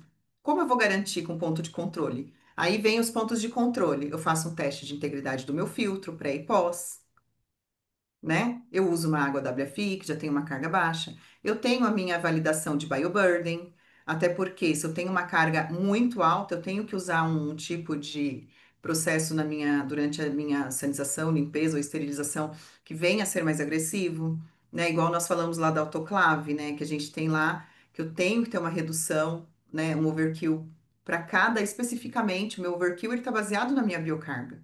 Ou estou errada, Cláudio? Você, né? Ele está baseado na minha biocarga. Então, não adianta eu falar que não, mas mas eu quero colocar 145 graus a 5 minutos. Ou então eu quero colocar 100 graus a 1 hora. Não é essa a condição. Porque muitas vezes você tem que avaliar também a condição, do estresse do seu material, de outras coisas que estão relacionadas. Então, se você não tiver controles, e essa análise de risco ela ser baseada em controles e dados, você vai fazer uma esterilização, por exemplo, no filtro, ele não pode passar de 130 graus. Aí você vai colocar lá 5 minutos um filtro a 150 graus e vai estourar o filtro. E vai perder as membranas. E aí ele vai reprovar o seu lote porque você esterilizou inadequadamente. Então é importante que os pontos de controle, né, eles também sejam avaliados. Ele também é um risco, o ponto de controle também deve ser avaliado junto com os riscos. Eu concordo. Eu acho que, na verdade, eu acho que sim, está relacionado os pontos de controle são fundamentais para medir a sua capacidade de detecção de qualquer desvio, especialmente, né? Então, quer dizer, faz parte acho que se relaciona perfeitamente com a análise de risco. Realmente faz todo sentido. Só complementando o que você falou, Rose, está correto. Todo o processo de esterilização, ele objetiva promover toda a ausência de micro-organismos, a ausência total de micro-organismos, porém assegurando a continuidade da funcionalidade do processo, né? Perdão, do Sim. produto. O produto tem que continuar sendo funcional, né? Então, a questão da delimitação desses limites. Muito bem. Aqui a gente tem uma outra pergunta, se o passo a passo do qual a gente falou antes, ele precisaria ser validado por testes de micro para avaliar a eficácia da limpeza, ao complementar a validação da eficácia em si do sanitizante. Sim. Acho que foi Ele, abordado eu acho que assim, acho que até exemplifiquei bastante durante isso. a nossa, o decorrer, né, que o micro está totalmente vinculado quando eu falo de validações em áreas assépticas, ele tá totalmente dentro, ele não tem como tirar. Então, né, não estou falando só da carga de bioburden, mas também toda a validação, até por isso que eu mostrei aquela tabelinha aqui, né, nós temos lá do não viáveis, de viáveis, que você vai fazer esses monitoramentos durante uma validação de limpeza, na totalidade, gente. Então, assim, não, só vou fazer sedimentação, não. Vou fazer sedimentação, vou fazer ar ativo. Para uma validação efetiva, você tem que avaliar todos os pontos. Em pass-through é uma coisa bem interessante isso. No pass-through você precisa ter uma validação dele, porque hoje o pass-through ele tem sido falado muito, né? Nós falamos isso. Hoje ainda é ativo. Por quê? Porque as condições de você controlar um pestro, Rose, e é eu acho que a uma sua, área de sua transição internet muito está crítica variando. Oi, Rose, perdão, acho que a sua internet, viu? acho que está variando, variou aqui para mim. Para mim também. É. Acho que deu uma congelada aí. Ah,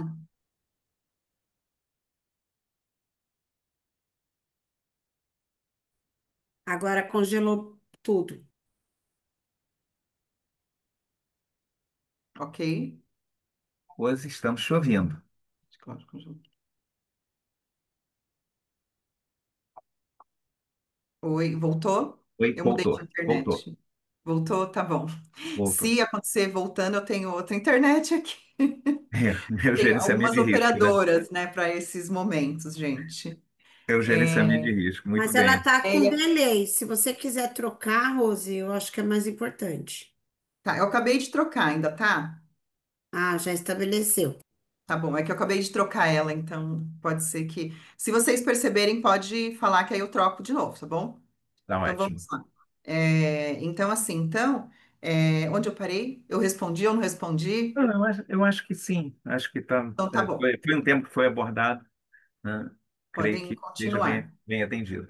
Aqui tem outra pergunta, ainda relacionada à questão da limpeza. Qual a sua opinião sobre os refis de mop descartáveis ou uso único em relação a mops reutilizáveis? É, eu tenho uma opinião assim, desde que a gente tenha controle, né? Você normalmente não tem problema, até porque é um custo hoje da área e é algo que as empresas hoje elas estão também melhorando as suas condições internas de lavanderias, né? Então, sabe que eu conheço, eu falo, né? Eu falo principalmente de onde eu conheço, né? Trabalhei com todas as lavanderias possíveis, mas os controles internos, eles são muito importantes. Então, o que que eu falo? Hoje a norma, ela já está estabelecendo regras até para te direcionar como fazer uma auditoria em uma lavanderia. Desde que o seu fornecedor ele te dê condições adequadas e seguras de que o seu material ele está sendo higienizado adequadamente, eu entendo que, independente de ser uma lavanderia, um reuso de material ou um uso único, você não vai ter problema. Eu não tive problema por muitos anos e sempre usei lavanderias terceiras nessa condição de esterilizar e então eu não vejo problema. Ai, Rose, mas olha, estou tendo. Então conversem com seu fornecedor particularmente e resolva os problemas pontuais que estão acontecendo. Por quê?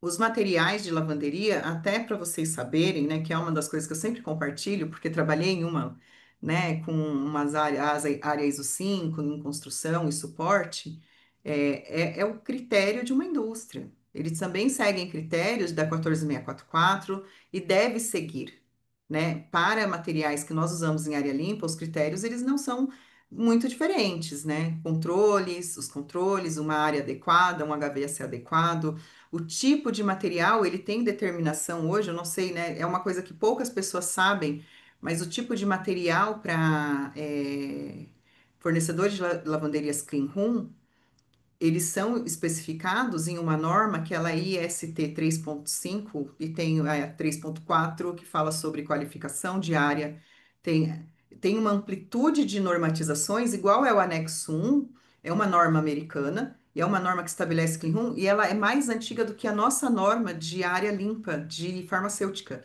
Por quê? Ela vem lá desde a eletrônica. E esse controle, ela é até mais robusta muitas vezes, né? Eu encontro, conhecendo essa norma de lavanderia, ela tem robustez, mas ela é científica, ela não é dado simplesmente, olha, tem que ser assim.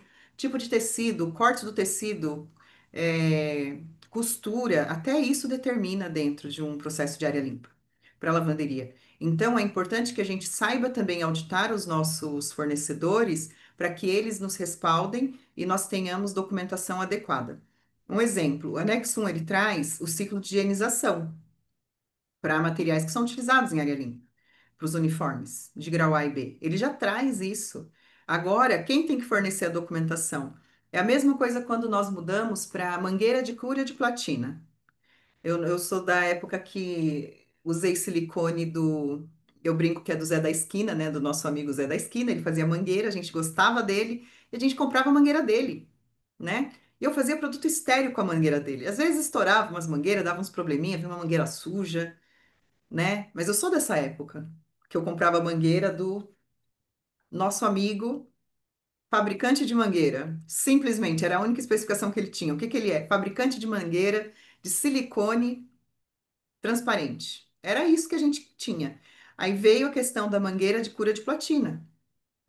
Veio a questão da mangueira cura de platina com um teste de extraíveis, lixiviáveis. Vocês entenderam que começou né? E é assim, a mesma coisa é nosso uniforme, nosso material de limpeza da área classificada para os nossos processos, né?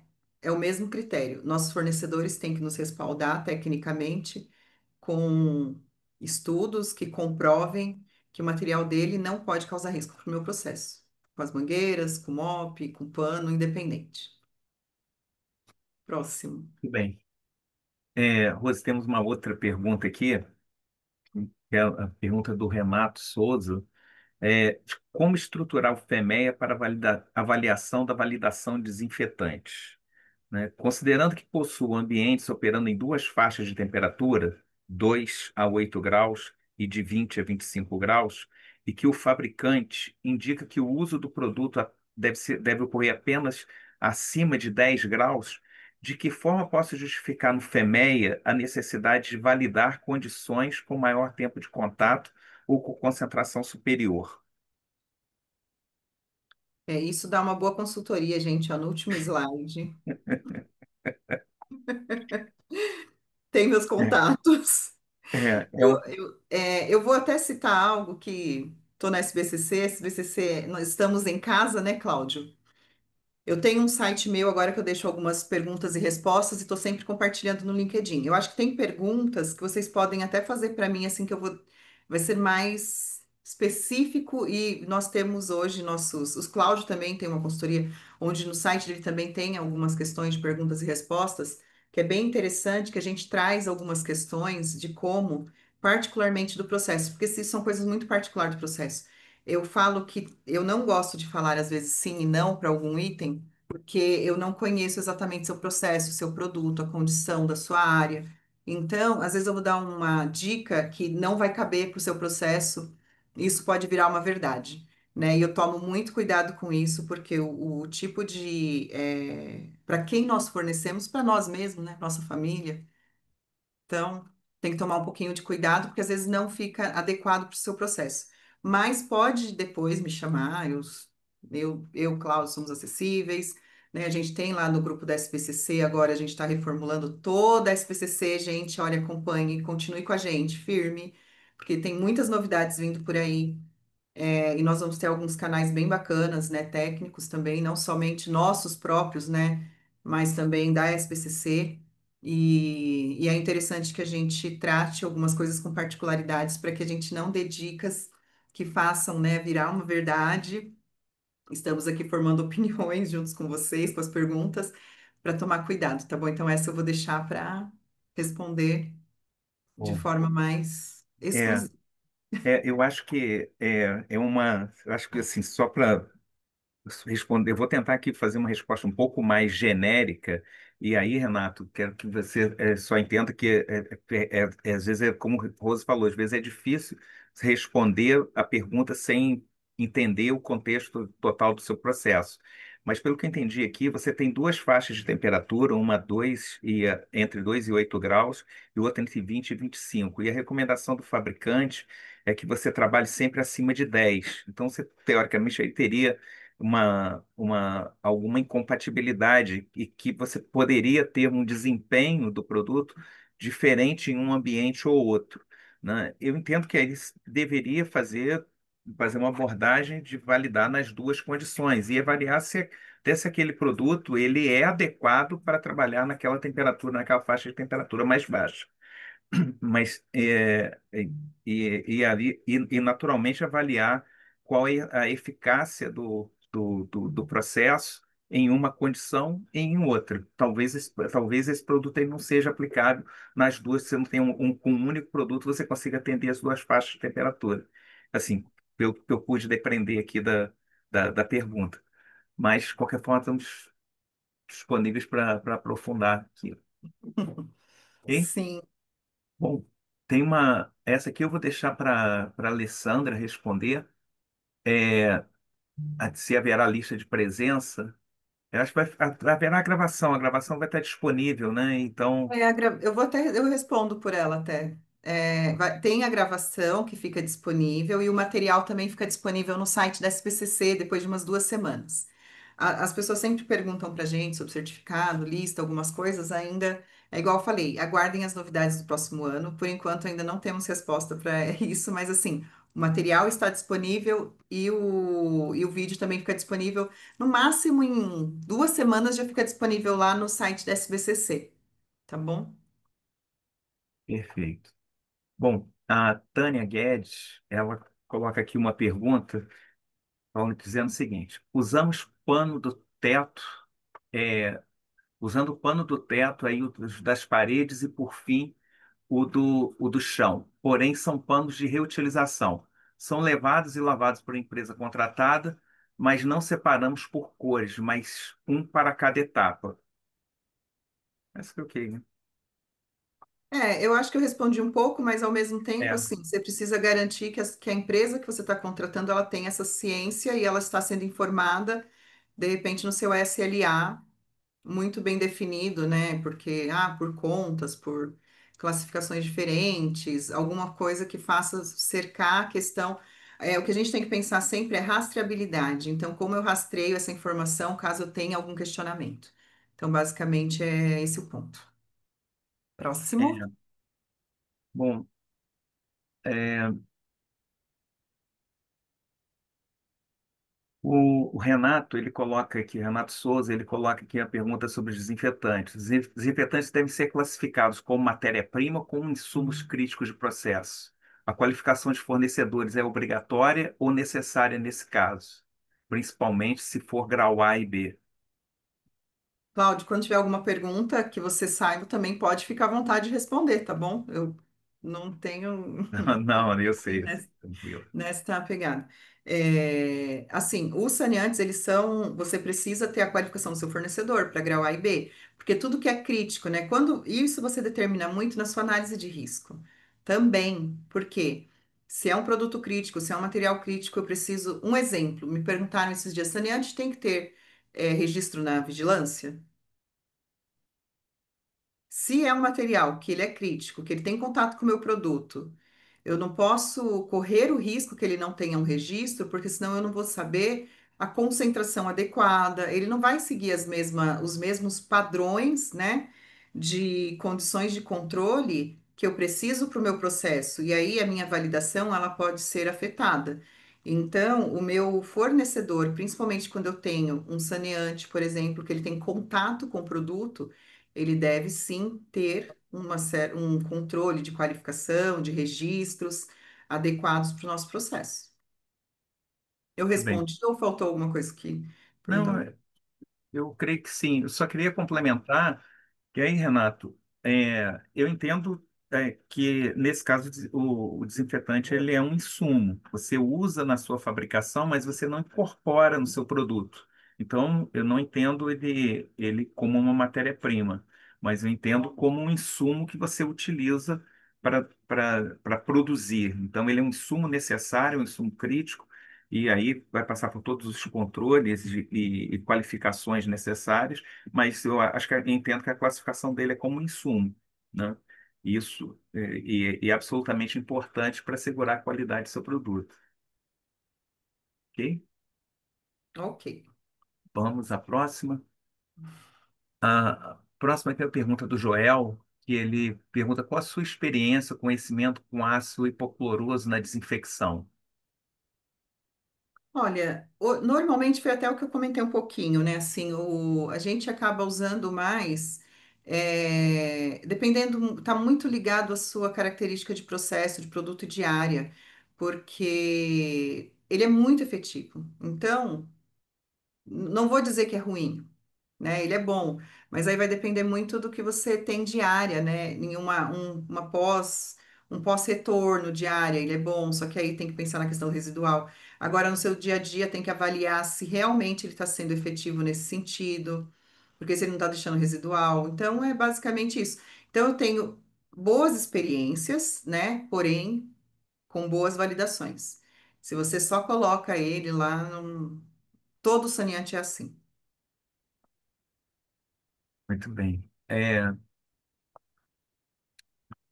Só um comentário, Rose, só voltando aqui rapidamente na pergunta da Tânia sobre a questão das cores, Acho que você colocou as cores não como uma questão mandatória, mas como você disse, como um Pocayoke, né? É Exato, uma forma de você evitar o engano, né? Uma forma de controle visual, é uma visual. boa prática. Quer dizer, uma ferramenta simples, mas que previne erros. E aí a gente vê aí um exemplo de aplicação de conceitos do Lean em boas práticas de fabricação, né? Interessante isso. Sim. Eu ia comentar na hora, acabou passando. Mas beleza. Bom, temos aqui outra pergunta sobre o rodízio de saneantes.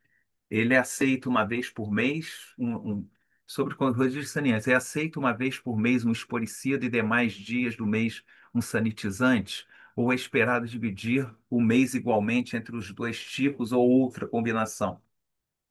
Não, aqui no slide, eu não lembro qual que é, deixa eu ver aqui. Quando vocês estiverem vendo, tem o exemplo de rodízio por classe. Eu dei alguns exemplos, mas assim, é a validação de limpeza de vocês. Pode ser que você faça uma aplicação de esporicida mensal e tenha uma área efetivamente com uma condição boa. Mas pode ser que você tenha que ter semanalmente uma aplicação de esporicida. Entendeu? Então não dá para falar, Rosa, eu tenho esporicida que eu uso todos os dias. Vai depender da sua validação de limpeza, do seu processo, muito da característica da sua área, né? Eu falo, né, que eu viajo um pouquinho, né, né, nas empresas, e tem lugares que é muito seco, né? Então você não tem problema com umidade, mas você tem, às vezes tem problema com temperatura. E cada região, às vezes, tem uma condição de uma microbiota diferente. Por isso que hoje o Annex 1 tem trazido muito que você precisa saber qual que é a a sua base, né, de microbiologia in-house. Você tem que fazer, você tem que conhecer, né, os seus micro-organismos da sua área, da sua planta, né? Tem que ter essa validação pensando no que você tem em casa. Porque eu posso falar para você que de repente é efetivo e não ser para o seu processo, ok? Então, essa é uma característica. Na validação, você vai descobrir com análise de risco as características, quais micro-organismos que você precisa eliminar, né, controlar o crescimento, igual o Claudio falou. Eu coloco um tempo muito longo de sujo e aí eu começo a ter biofilme, entendeu? Então, assim, muito tem essas características. Como eu trato sempre o preventivo, né? Eu sempre vou validar a condição mais aceitável e com critério maior. Isso tem que ser feito com uma base em análise de risco. Validação de limpeza, ela é muita avaliação de risco. Eu acho que deve ser uma das. Entre validação de limpeza e monitoramento ambiental, são duas avaliações de risco que nós temos que trabalhar assim com muito carinho, muito tempo e bem dedicado a ela, porque é o que vai assegurar a minha área depois. Pois a gente ainda tem aqui uma lista de perguntas, tem bastante perguntas aqui para responder, e certamente nós não vamos conseguir, não vamos ter tempo aqui suficiente para poder responder a todas. Então, eu queria pedir que aqueles cujas perguntas não puderem ser respondidas, que nos encaminhem por e-mail, que nós vamos buscar responder para vocês, para não deixar nenhuma pergunta sem resposta, mas aí peço só compreensão pela limitação de tempo. Eu sugiro aqui, talvez a gente avançar aqui, né, responder as perguntas até 19h50, daí a gente e evoluir para o encerramento. Eu queria só fazer uma observação, que a gente teve aqui a contribuição importante aqui do Gamino, que ele colocou aqui para esclarecer o ponto em que o termo sanitização por VHP ele tem sido utilizado de forma genérica, sem diferenciar o princípio utilizado, e existe uma grande diferença entre o tipo aspergido, a atomização da solução calibrada e o tipo efetivo de geração de vapor, né? Considero importante diferenciar um tipo do outro devido aos riscos existentes no método tipo aspergido, que não existem no caso de vapor, quando é feito um projeto VHP customizado para a área, né? Então, acho que era um esclarecimento que acho que complementa um pouco o que foi feito e que a gente que foi abordado antes. Sim. E a Gamina, obrigado aí pela contribuição. É interessante, né, o que o Gamino pontuou. Sim, Que essa diferença, né? E hoje a gente tá, às vezes você pega um equipamento que ele tá lá, mas ele tem sistema VHP. E quando você vê, ele faz por aspersão. E aí você não consegue ter uma boa redução e você começa a ter problema naquele equipamento, naquela área, por conta desse tipo de processo que foi o que eu falei, né? A atomização dentro de um VHP, ela é muito importante na validação. Então, nem todo equipamento, nem todo projeto caseiro, vamos dizer assim, né, que nós fizemos em house, ele chega a ter essa condição. Então é importante. É a mesma coisa, a gente até conversou um dia, uma conversa de reuniões de SBCC. O Gamino estava lá e nós estávamos falando, acho que não sei se foi com o Gamino ou foi com o Gerson. A gente estava falando que uma das empresas estava falando que estava fazendo VHP e eles faziam com borrifador, sabe aqueles que a gente usa em casa, né? Com aqueles borrifador de coloca nas costas e para matar, para pesticida, coisa assim.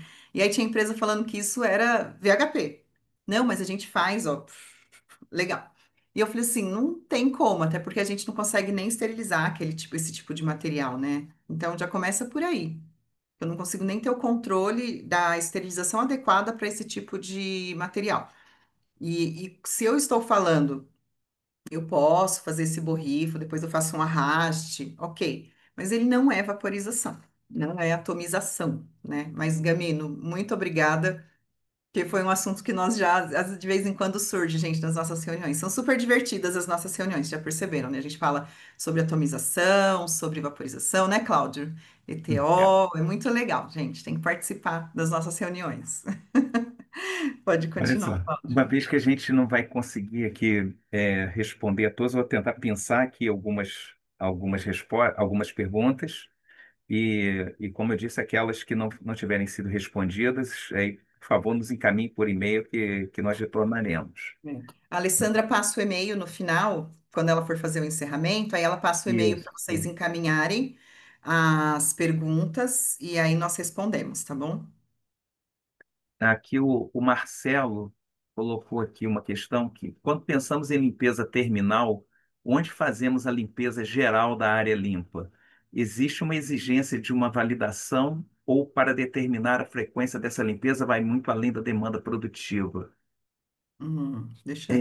Não entendi bem, talvez está falando da limpeza terminal. Quando pensamos em limpeza terminal, onde fazemos a limpeza geral da área limpa, existe uma exigência de validação ou para determinar a frequência dessa limpeza, vai muito além da demanda produtiva. Ok. No Acho caso, que está Marcelo, relacionado quando com a você frequência da tem limpeza, né? uma central, de repente, de limpeza, por exemplo, eu tenho uma central de limpeza para as minhas áreas, de preparo e limpeza mesmo, né? Uma sala que a gente lava, que a gente higieniza. Até essa sala ela precisa ter controle. Normalmente essas salas, se é isso, né? De repente, se é isso especificamente, mas depois podem pegar o e-mail e explorar melhor essa pergunta. Se de repente é isso que você quis dizer na sua pergunta. Se eu tenho uma central, por exemplo, normalmente é uma central grau C, onde eu tiro tudo e começo a fazer meus preparos de bomba, de êmbolo, de mangueira, de tudo, uma central de limpeza e higienização, de esterilização, que é muito comum as empresas grandes terem, né, essa condição, é, ela também precisa entrar no seu processo de validação, porque normalmente você está validando aquela área, e aí você, dentro daquela área, você está validando cada item. Cada processo, cada microprocesso, né? O tempo de enxágue, o tempo de molho, né? O tipo de agente que você vai utilizar, igual eu falei, né? Eu trabalhei muito com produtos citostáticos e oleosos hormonais. Então, assim, gente, é uma diversão esses produtos para a gente fazer validação de limpeza porque são muito críticos, né? E eu falo que com esses dá para se divertir um pouquinho, material biológico. Então, assim, então você precisa também ter um procedimento adequado, validado dentro da sua área, onde você também faz o preparo e a sanitização desses itens. Se foi essa a pergunta, se não foi, pode mandar lá complementando no e-mail quando a Alessandra passar, tá bom? E mesmo que haja outras perguntas, Bem, problema. Eu acho que aqui, para a gente encerrar, dada a limitação, tem uma pergunta aqui específica que eu acho que é uma questão bem prática, aqui colocada pelo Vitor Borges. E os borrifadores reutilizados para sanitizantes devem ter alguma higienização específica ou periodicidade de troca? Se você está falando de grau A e B, eles devem ser estéreis. Se você está falando de grau C e D, eles podem ser apenas lavados e sanitizados, né? Igual eu falei, a gente tá lá com um agente saneante, onde esse agente, ele é um agente saneante filtrado, estéril. Eu tenho que ter uma condição também de garantir. Rose, não consigo esterilizar. Então, você vai fazer uma validação de limpeza no seu borrifador para garantir que ele não vai contaminar o seu processo, a sua área, no momento da sua sanitização. Entendeu? Sim. Eu acho que agora a gente está no nosso limite de tempo. E aí, Rose, se você quer fazer aqui as suas considerações finais. Eu quero agradecer, né? E assim, nós estamos com um cronograma de eventos já bem interessante para os próximos meses, né? A gente vai ter vários webinários, inclusive sobre validação, monitoramentos, métodos, ETO, né, materiais, tem alguns webinários ainda para acontecer durante esse ano. Em breve a gente já vai divulgar do próximo ano todos os webinários. E podem mandar também nesse e-mail, pessoal, sugestões, tá bom? De temas que vocês querem.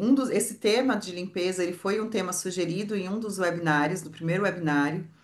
Isso é bacana porque a gente vai trazendo, né? Espero que vocês tenham gostado do conteúdo, né? E acompanhem, continue acompanhando. A SBCC tem muitas novidades para os próximos meses, mas para o próximo ano tem muita novidade mesmo. Continuem acompanhando, né? Eu tô sempre compartilhando, né? Tô lá no LinkedIn muito ativa e cada dia mais.